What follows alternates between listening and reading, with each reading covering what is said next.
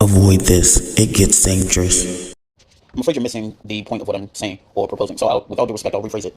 Would you go to your doctor and ask them to help you buy a house? Would you go to your lawyer and say, I think I need surgery to have XYZ removed? And it's only when marginalized groups are in the room, are present, platformed even, do we go from an expert in a field to an expert on everything. And far too often, we go to those who may not be an expert in anything. And I'm not talking about strictly or exclusively a formal education on a subject, but when you are asking broad questions for a specific demographic to a specific person that is known for one thing to speak on any and everything, it begs to then question who's the fool. Because again, I cannot emphasize enough that it so often happens with marginalized groups, and we're seeing that time and time and time and time again, where not only are people that check marginalized boxes not respected, they are also and furthermore disrespected and utilized as pawns for whatever agenda that disservices the very demographics that they represent. We're seeing that with rappers time and time again. Certainly with this administration, we're seeing that with singers, actors, and just people that have no track record at all with the things that they're being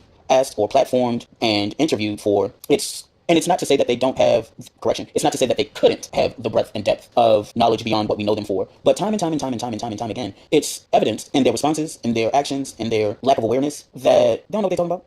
And because they may physically represent certain demographics, it's just taken as, a general consensus. And it's so disingenuous, it's so alarming, and honestly, for those who they may physically represent, it's dangerous. But that is why it is up to our collective communities to really grab hold of what is actually true for us, what has implications for us, and how we can both control the narrative and turn the outcome. Because rappers going international to speak on behalf of this administration or being paid to perform to people that literally have zero idea of a single piece of art that they have produced, but for the optics, for the cultural credibility, go ham.